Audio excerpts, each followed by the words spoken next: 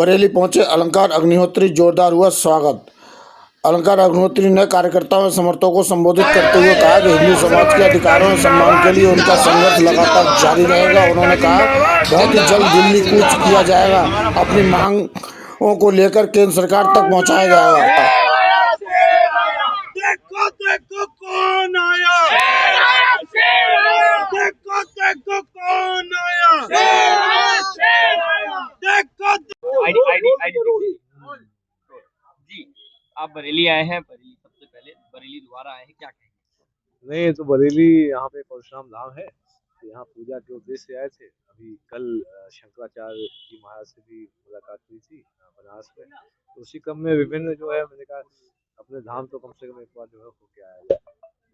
अब आगे की क्या रणनीति है? आगे की एक्चुअली जो अभी यूजीसी जो रेगुलेशंस है पूरे देश भर के प्रयास से जो विभिन्न देखा जाए जो हम लोग के संगठन के माध्यम से हम लोग के द्वारा भी जो जितना भी सहयोग हो सका उसके आधार पे अभी जो प्रदर्शन हुए देश भर में, हमारे जो केंद्रीय सरकार ने तो नहीं सुना, लेकिन माननीय सुप्रीम कोर्ट के जो हस्तक्षेप के बाद इस पर स्टे मिला है। अब जो दूसरा लक्ष्य है, जो देश का सबसे बड़ा जो काला कानून है वो है SC/ST एक्ट, उस पर केंद्र सरकार को 7 फरवरी तक यदि वो स्पेशल पार्लियामेंट सेशन बुलाकर जो SC/ST जो ड्रैकोनियन एक्ट है, जो प्रिंसिपल ऑफ नेचुरल जस्टिस, जो नैसर्गिक न्याय के सिद्धांत का साफ साफ उल्लंघन करता है, जिसमें किसी भी व्यक्ति पर मात्र एक शिकायत के आधार पर FIR होती है और उसको जो हाई कोर्ट से ही जमानत का प्रावधान है। तो इस तरीके से जो खासकर 2018 में शायद किशन महाराज का केस था, उसमें सुप्रीम कोर्ट की जो गाइडलाइंस थी, डायरेक्शन थी, उन्होंने इसको असंवैधानिक बताते हुए इसमें कुछ डायरेक्शन दिए थे कि पहले जांच होगी, फिर FIR और गिरफ्तारी होगी। लेकिन जो केंद्र सरकार जो है, जो बिल्कुल सामान्य वर्ग और OBC वर्ग की विरोधी सरकार रही, उसमें पूरा जो डायरेक्शन थे उनको दरकिनार करते हुए SC/ST एक्ट में एक धारा 18A का प्रावधान लाया। तो एक तरीके से जो 85% देश की जनता थे उसके साथ बहुत अत्याचार किया यही केंद्र सरकार ने 2018 में। तो ये अब जिस हिसाब से यदि इसी जो रूप में रहता है तो देश के लाखों करोड़ों जो माँ बहनें हैं, भाई हैं, अपने जो भी सगे संबंधी है, वो उनके जो आंसुओं का ये कारण है। और इसी के कारण देश में बहुत सारी विषमताएं हैं, आपस में इतना लड़ाई झगड़ा है। तो ये जैसे ही इस एक्ट को हम लोग रिपील करा पाएंगे तो देश के लिए और आगे भविष्य के लिए बहुत ही अच्छे संकेत आएंगे। क्या कोर्ट जाएंगे अब आप, क्योंकि आपने जो इस्तीफा दिया था उसमें आपको सस्पेंड किया गया? कोर्ट में आज नोटिस मिली है मुझे, और मतलब आज जो है जो आरोप पत्र मिले हैं, और वो भी आरोप पत्र में भी बहुत ही दुर्भाग्यपूर्ण तरीके से अपने सामान्य वर्ग के लिए बात कहने को उन्होंने उसे अपराध बताया, जबकि स्वयं सरकार विभेद स्थापित करने के लिए UGC रेगुलेशन ला रही है 2026 का, जिसमें वो सामान्य वर्ग के साथ विभेद कर रही है। SC/ST नाम के जो कानून ला रही है, जिसमें जनरल और OBC को SC/ST के साथ भेदभाव कर रही है। इस तरीके से खुद वो विभेद करते हैं और हमको ये बता रहे हैं कि हम जो है अपनी बात करें, अपने जो संकट की बात करें, जो भविष्य में जो सिविल वॉर जैसी सिचुएशन, आंतरिक कलह जैसा माहौल होने वाला है, उसमें यदि हम अपनी बात करते हैं तो आरोप पत्र दे देते हैं। लेकिन हम आरोप पत्रों से कोई अभी जवाब नहीं देना। मैं कह रहा हूँ बहुत हास्यास्पद आरोप है कि आपने अपनी जाति और अन्य सामान्य वर्गों की बात करी, तो इस तरीके से आप जो है नहीं करना चाहिए था। मैं पहले ही इस्तीफा दे चुका हूँ, तो उनके आरोप पत्रों पर जो अपनी लीगल टीम से कंसल्ट करके उसको माननीय हाई कोर्ट और माननीय सुप्रीम कोर्ट से जो भी रेमेडी होती है वो ले ली जाएगी। क्या आपको अन्य आरोपों में फंसाया जा सकता है इस तरीके से, क्योंकि आपने जैसे इस्तीफा दिया उसके बाद? देखिए, उस समय मुझे ऐसा लगता था, मुझे प्रतीत हुआ, और उसके क्रम में आप जानते हैं उस दिन क्या क्या घटनाएं हुई। सब ईश्वर बजरंगबली का आशीर्वाद है, जाको राखे साइया मार सके न कोई।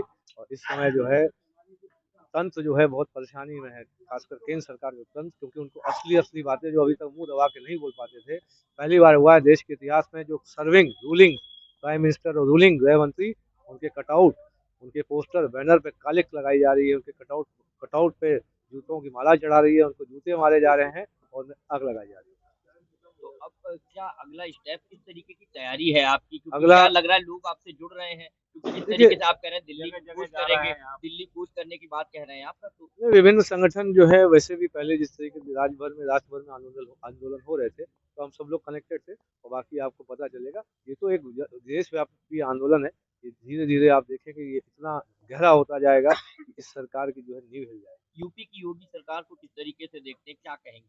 देखिए बीच में जो पहला विषय मैंने जो उठाया था, जो अपने जो इस्तीफे में, उसमें जो चोटी पकड़ के घसीट कर जो पीटते हुए जो एक बटुक जो शिष्य है जो शंकराचार्य जी महाराज का, उस पर मैंने विषय उठाया था। अभी मैं कल शंकराचार्य जी से मिला भी था।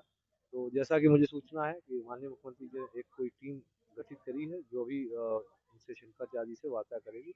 और हो सकता है जो उनका जो अपमान किया गया हो, जिला प्रशासन भी माफी मांगेगा और जल्दी से कुछ मुझे लगता है बहुत ही सकारात्मक परिणाम आएगा। क्या ओबीसी भी जुड़ रहा है सर आपके साथ? ओबीसी इसमें देखिए SC/ST एक्ट जो है वो सबसे ज्यादा ओबीसी पर यूज किया जाता है और उसके साथ सवर्णों पे या सामान्य वर्ग पे, ये दोनों मिला के 85% जो पूरे देश की जनता है ये पता देती है।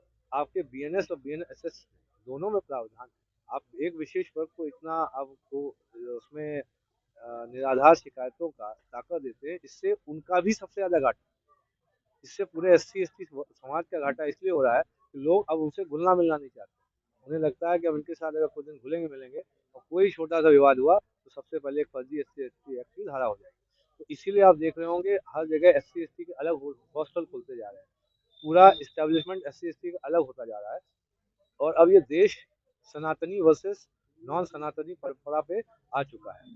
तो सनातनी परंपरा का पालन करने वाले जो लोग हैं और सनातनी परंपरा का जो पालन करने वाले नहीं लोग, अभी दो ही विचारधारा इस समय देश में है। एक बड़ा सवाल, एक तरफ तो यूजीसी लाया जाता है, दूसरी तरफ हिंदू सम्मेलन करे जा रहे हैं। ये बहुत ही देखिए, मैं भ्रम तंत्र है, मैंने उस दिन बोला था ना जनतंत्र है ना गणतंत्र है, ये भ्रम तंत्र है। हिंदू सम्मेलन में जब आप अपने जो यूजीसी रेगुलेशन जैसी और फर्जी SC/ST और ये जो चोटी वाली घटना है, ये 3 घटना नहीं रखते हो, ये बस पढ़ी लिखी जो किताबी बातों को बता के और थोड़ा बहुत नाच गाना दिखा दिया, देखो मैंने नाच रहे हैं क्या हिंदू सम्मेलन, वाह वाह क्या बात है, ये सब दिखा के मूर्ख मत बनाइए। आपने बहुत मूर्ख बना लिया। आप में रीढ़ नहीं है। आपने यूजीसी रेगुलेशन में किस नेता ने किस आपके जो जनप्रतिनिधि ने बोला है, एकमात्र कलराज मिश्र जी और ब्रजभूषण सर जो है गोंडा से, उनके अलावा किसी की रीढ़ में दम नहीं है।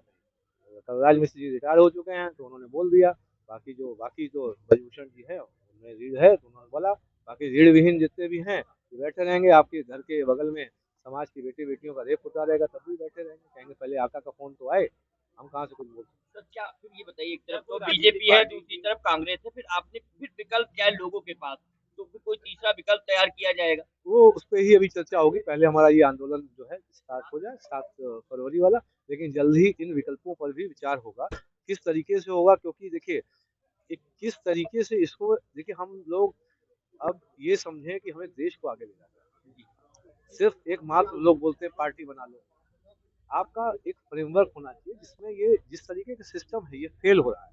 इसमें होता क्या, हर चुनाव के पहले चुनाव तक आप 50,000 60,000 करोड़ खर्च करते हैं। अभी जो चुनाव आने वाला है 2 साल पहले फिर से आप 20-30 40,000 करोड़ आप अर्जन करना चालू कर देते हैं किन्हीं भी गलत कामों से कि हमें चुनाव लड़ना है।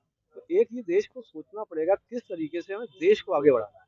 और ये मैं बहुत ही आशान्वित हूँ। ये सूर्य भगवान का वर्ष है। सूर्य भगवान अब उत्तरायण पे हैं, उठ रहे हैं। और जल्दी देखिए, जिस समय देश की जितनी भी आपने कभी देखा होगा इस तरीके का हुआ कि रूलिंग प्राइम मिनिस्टर और रूलिंग गृह मंत्री के कटआउट पुतलों को जूता की माला बना के, ये तभी होता है जब देश में वो लोकतंत्र बिल्कुल जीरो हो जाता है। मतलब जिनका जनाधार है खत्म हो गया, लोकतंत्र हावी हो गया, जब लोग जो सड़कों पे आ गए। बस थोड़ी इसलिए बहुत इस समय देश में अस्थिरता का माहौल है। वो लोग नकार रहे होंगे, वो फर्जी ओपिनियन पोल में सर्वे आ रहे हैं, लेकिन आज की डेट में देश में चुनाव आ जाए तो 0 सीट आएंगी करंट चालू। ये आखिरी सवाल, बजट को किस तरीके से देखते हैं? जो बजट आया आपने इसको बजट में देखिए, मैं बजट पे ना एक्सपर्ट हूँ इस मामले में, पार्टी ज्वाइन करने का प्लान नहीं ऐसा कोई प्लान नहीं है हमारा। मैंने अभी आपको बताया कि विकल्प के तौर पे अब राजनीतिक विकल्प होना कैसे चाहिए, स्ट्रक्चर कैसा होना चाहिए जिससे कम से कम 20 साल के लिए अभी पार्टी करना छोड़ के किस तरीके से हम आगे बढ़े, देश को सोचें एक बार। देखिए हम सबका एक टाइम है, हम सबको आगे जाना है, यहाँ देश को छोड़ना है, मरना है। तो हम ऐसा कुछ स्ट्रक्चर बना के जाएं जो एक बहुत प्रोलॉन्ग हो, जो एक दूसरे के साथ चले। ये नहीं कि अब पार्टी में 10 पार्टियां चल रही हैं, एक दूसरे का गला काट रही हैं, सेंटर स्टेट गला काट रहा है।